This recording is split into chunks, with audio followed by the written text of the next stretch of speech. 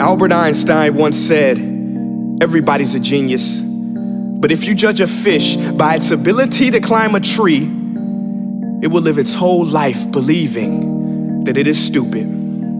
Ladies and gentlemen of the jury, today on trial we have modern day schooling. Glad you could come. Not only does he make fish climb trees, but also makes them climb down and do a 10-mile run. Tell me, school, are you proud of the things you've done?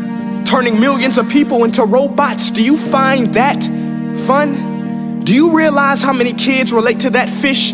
Swimming upstream in class, never finding their gifts, thinking they are stupid, believing they are useless? Well, the time has come, no more excuses. I call school to the stand and accuse him of killing creativity, individuality, and being intellectually abusive. He's an ancient institution that has outlived his usage. So, Your Honor, this concludes my opening statement, and if I may present the evidence of my case, I will prove it. Proceed. Exhibit A. Here's a modern day phone. Recognize it? Here's a phone from 150 years ago. Big difference, right? Stay with me. Here's a car from today, and here's a car from 150 years ago.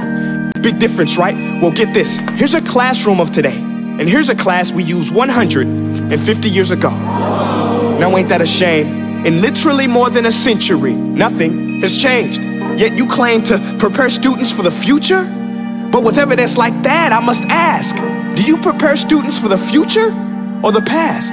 I did a background check on you and let the record show that you were made to train people to work in factories, which explains why you put students in straight rows, nice and neat, tell them sit still, raise your hand if you want to speak, give them a short break to eat, and for 8 hours a day, tell them what to think.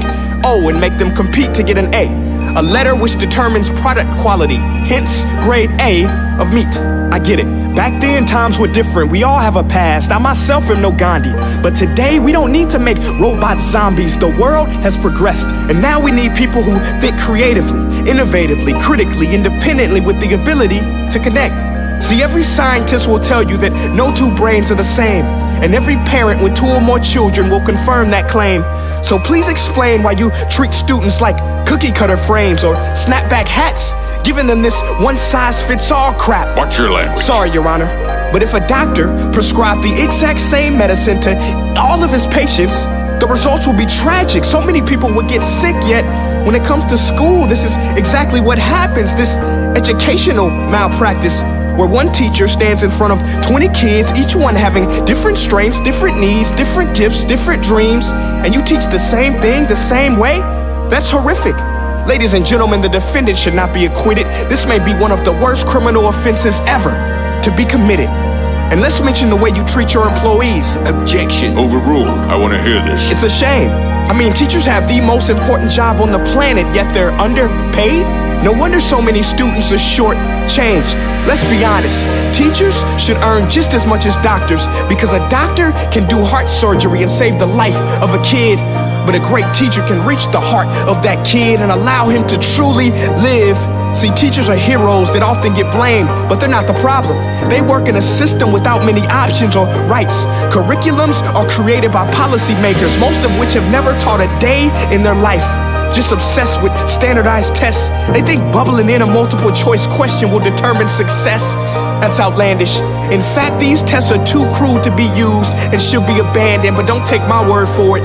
Take Frederick J. Kelly, the man who invented standardized testing, who said, and I quote, "These tests are too crude to be used and should be abandoned." Ladies and gentlemen of the jury, if we continue down this road, the results will be lethal. I don't have much faith in school, but I do have faith in people. And if we can customize healthcare, cars, and Facebook pages, then it is our duty to do the same for education, to upgrade it, change it, do away with school spirit, because that's useless. Unless we're working to bring the spirit out of each and every student, that should be our task.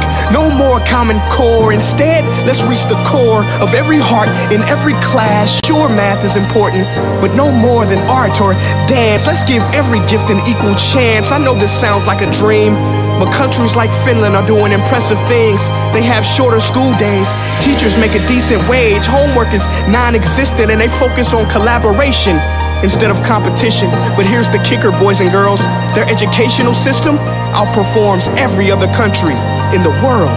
Other places like Singapore are succeeding rapidly. Schools like Montessori, programs like Khan Academy. There is no single solution, but let's get moving.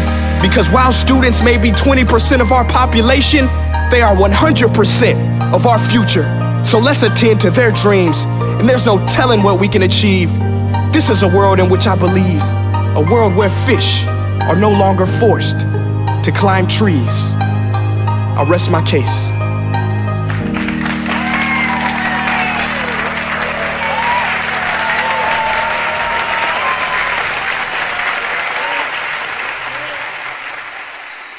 Hey guys, my name is Prince EA, and I want to say thank you so much for watching my video. But now, I want to know what you think. How can we together create a more efficient, effective, and just better future of learning? I want you to visit nestday.com/preorder the future and share your thoughts and ideas on the topic. Peace.